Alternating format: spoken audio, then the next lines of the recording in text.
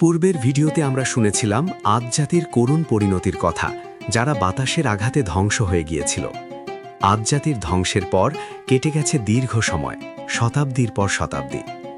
আদ জাতির সেই ভয়ানক পরিণতির কথা মানুষ ধীরে ধীরে ভুলে যেতে শুরু করল। শয়তান আবারও তার জাল বিস্তার করল, আর এবার সে টার্গেট করল এমন এক জাতিকে যারা আদ জাতির মতোই শক্তিশালী, মেধাবী এবং স্থাপত্যকলায় ছিল বিশ্বসেরা। এই জাতির নাম সামুদ। আর এই পথভ্রষ্ট জাতিকে সঠিক পথে আনার জন্য আল্লাহ তাআলা যে নবীকে পাঠালেন তিনি হলেন হযরত সালেহ আলাইহিসসালাম। আজকের পর্বে আমরা জানব পাহাড় কেটে বানানো সেই রহস্যময় নগরী, পাথর ভেদ করে বের হওয়া অলৌকিক উটনি এবং ৩ দিনের সেই ভয়াল আল্টিমেটামের কাহিনী। ইতিহাসের পাতা উল্টালে দেখা যায় আদ জাতি ধ্বংস হওয়ার পর তাদের বেঁচে যাওয়া কিছু নেককার মানুষ এবং তাদের বংশধররা আরবের উত্তর পশ্চিমে হেজার নামক স্থানে বসতি স্থাপন করে। বর্তমান সৌদি আরবের মাদিনা ও তাবুকের মধ্যবর্তী এই জায়গাটি এখন মাদায়েনে সালেহ নামে পরিচিত। সামুদ জাতি ছিল আদ জাতিরই উত্তরসূরি। আল্লাহ তাআলা তাদের ধন সম্পদ, শারীরিক শক্তি এবং দীর্ঘ হায়াত দান করেছিলেন। তাদের সবচেয়ে বড় বিশেষত্ব ছিল তাদের ঘরবাড়ি। তারা সমতল ভূমিতে বিশাল সব প্রাসাদ বানাত, কিন্তু তাদের আসল চমক ছিল পাহাড়ের গায়ে। তারা শক্ত পাথর কেটে নিখুঁতভাবে পাহাড়ের ভেতরে সুরম্য অট্টালিকা তৈরি করত। আজকের আধুনিক ইঞ্জিনিয়াররাও সেই আমলের পাথর কাটার দক্ষতা দেখে বিস্মিত হয়ে যায়। ঝড়, তুফান বা ভূমিকম্পে তাদের এই পাহাড়ি দুর্গের কিছুই হতো না। কিন্তু হায়, সুখ আর সমৃদ্ধি মানুষকে অন্ধ করে দেয়। সামুদ জাতীয় তাদের পূর্বপুরুষ আদ জাতির মতোই অহংকারী হয়ে উঠল। তারা মনে করতে লাগল এই সম্পদ আর শক্তি তাদের নিজেদের অর্জন। তারা এক আল্লাহকে ভুলে গিয়ে মূর্তি পূজা শুরু করল। সমাজে শুরু হলো চরম অরাজকতা। গরিবদের ওপর ধনীদের অত্যাচার সীমা ছাড়িয়ে গেল। তারা পৃথিবীতে ফাসাদ বা বিপর্যয় সৃষ্টি করতে লাগল। তাদেরই অন্ধকারের যুগে আলোর মশাল নিয়ে এলেন হযরত সালেহ আলাইহিসসালাম। তিনি ছিলেন তাদেরই গোত্রের এক সম্ভ্রান্ত ও সম্মানিত ব্যক্তি। নবুয়াত পাওয়ার আগে সবাই তাকে খুব শ্রদ্ধা করত, তার বুদ্ধিমত্তার প্রশংসা করত। সবাই ভাবত সালেহ ভবিষ্যতে তাদের নেতা হবে। কিন্তু যখনই সালেহ আলাইহিসসালাম তাদের বললেন, হে আমার জাতি, তোমরা এক আল্লাহর ইবাদত করো, তিনি ছাড়া তোমাদের কোনো মাবুদ নেই, তখনই সব পাল্টে গেল। যেই মানুষগুলো তাকে মাথায় তুলে রাখত তারাই এখন তার শত্রু হয়ে গেল। তারা বলতে লাগল, হে সালেহ, তোমার উপর তো আমাদের অনেক আশা ভরসা ছিল, তুমি শেষ পর্যন্ত আমাদের বাপদাদার ধর্ম ত্যাগ করতে বলছ? তুমি কি পাগল হয়ে গেছ, নাকি কেউ তোমার উপর জাদু করেছে? সালেহ আলাইহিসসালাম অত্যন্ত ধৈর্য ও নম্রতার সাথে তাদের বোঝাতে লাগলেন। তিনি বললেন, তোমরা কি সেই আদ জাতির কথা মনে রাখোনি? আল্লাহ তাদের কিভাবে ধ্বংস করেছেন? আল্লাহ তোমাদের পৃথিবীতে প্রতিনিধি বানিয়েছেন, তোমাদের ঘরবাড়ি দিয়েছেন, জীবিকা দিয়েছেন, তোমরা কেন তার নাফরমানি করছ? কিন্তু সামুদ জাতির নেতারা ছিল অত্যন্ত উদ্ধত। তারা সালেহ আলাইহিসসালামকে তুচ্ছ তাচ্ছিল্য করতে লাগল। তারা বলল, আমরা তো দেখছি তুমি এবং তোমার সাথে যারা ঈমান এনেছে তারা সবাই হতভাগা। তোমাদের কারণে আমাদের সমাজে অমঙ্গল নেমে আসবে। তর্ক বিতর্ক যখন চরমে পৌঁছাল, তখন সামুদ জাতির সর্দাররা সালেহ আলাইহিসসালামকে আটকানোর জন্য এক ফোন দিয়ে আটল। তারা ভাবল, সালেহকে এমন এক চ্যালেঞ্জ ছুড়ে দেব যা পূরণ করা কোনো মানুষের পক্ষে সম্ভব নয়। তাহলেই সে অপমানিত হবে এবং তার প্রচার বন্ধ হয়ে যাবে। একদিন সামুদ জাতির লোকেরা তাদের উৎসবের দিন এক জায়গায় সমবেত হল। সালেহ আলাইহিসসালাম সেখানে গিয়ে তাদের আবারও আল্লাহর পথে ডাকলেন।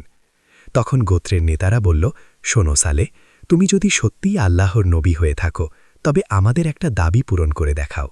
এই যে সামনে বিশাল কাতেরা পাহাড় দেখছ, আমরা চাই এই শক্ত পাথরের পাহাড়ের ভেতর থেকে একটি জীবন্ত উটনি বের হয়ে আসুক, আর সেই উটনিটি হতে হবে 10 মাসের গর্ভবতী, লালচে রঙের এবং অত্যন্ত বিশাল আকৃতির।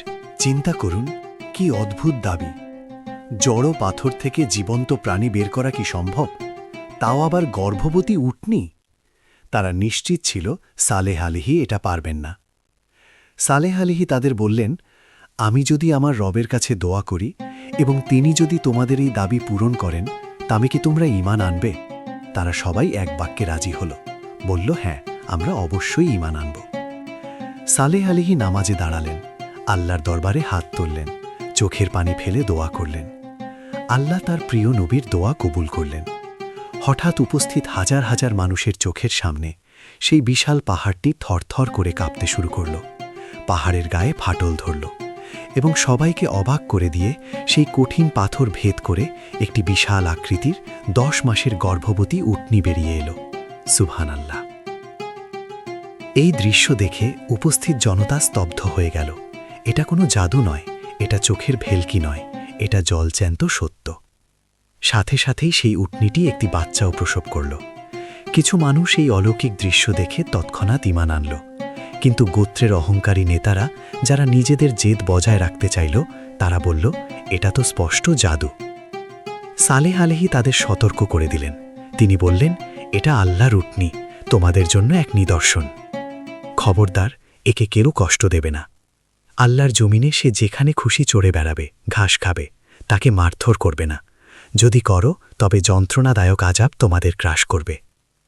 আল্লাহ তাআলা এই উটনিকে পরীক্ষার মাধ্যম বানালেন। তাদের এলাকায় একটি মাত্র কুয়া ছিল। নিয়ম করা হলো, একদিন পুরো কুয়ার পানি পান করবে এই বিশাল উটনি, আর অন্যদিন পানি নেবে গ্রামবাসী। যেদিন উটনি পান করত, সেদিন কুয়ার এক ফোঁটা পানিও অবশিষ্ট থাকত না। কিন্তু বিনিময়ে উটনিটি এত দুধ দিত যে পুরো শহরের মানুষ সেই দুধ পান করে পাত্র ভরে রাখত। এভাবে কিছুদিন চলল, কিন্তু শয়তান বসেছিল না।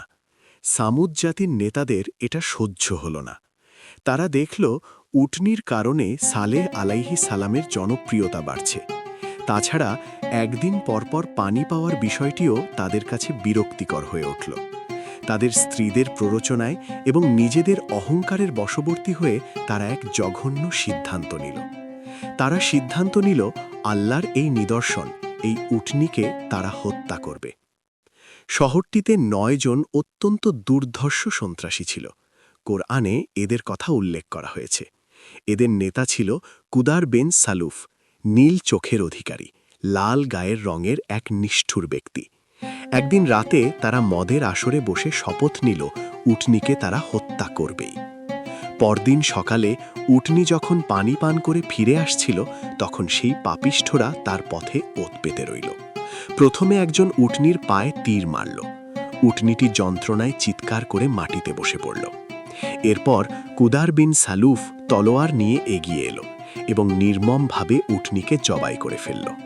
উটনির বাচ্চাটি এই দৃশ্য দেখে ভয়ে পাহাড়ের দিকে দৌড় দিল।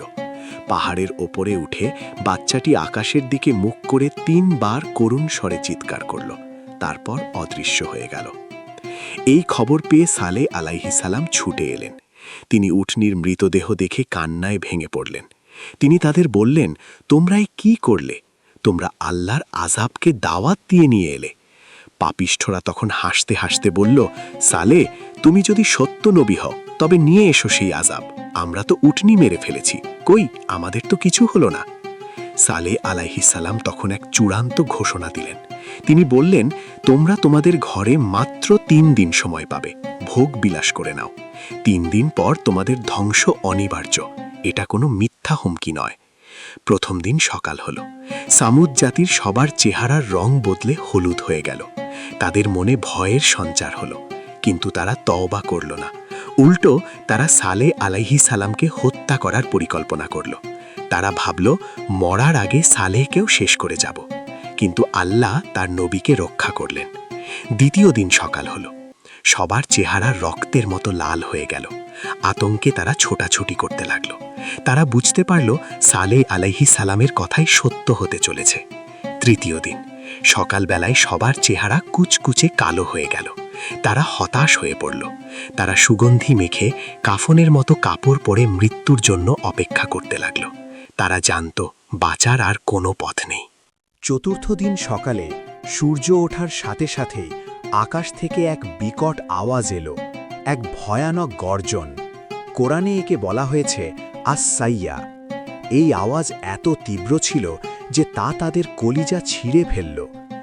একই সাথে শুরু হলো প্রচণ্ড ভূমিকম্প। পাহাড়গুলো চূর্ণ বিচূর্ণ হতে লাগল। তাদের সেই মজবুত পাথরের প্রাসাদগুলো তাদের ওপরই ধসে পড়ল। মুহূর্তের মধ্যে পুরো সামুদ জাতি ধ্বংস হয়ে গেল। তারা তাদের ঘরের মেঝেতে এমনভাবে উপুর হয়ে পড়ে রইল যেন তারা সেখানে কোনোদিন বসবাসই করেনি। যেই শক্তি আর স্থাপত্য নিয়ে তারা গর্ব করত তা তাদের বাঁচাতে পারল না। আল্লাহ তাআলা সালেহ আলাইহিসসালাম এবং ঈমানদারদের এই ধ্বংসযজ্ঞ থেকে নিরাপদে সরিয়ে নিলেন। আজও যারা সৌদি আরবের মাদায়েনে সালেহ বা হিজর এলাকায় যায়, তারা দেখতে পায় সেই ভুতুড়ে নগরী।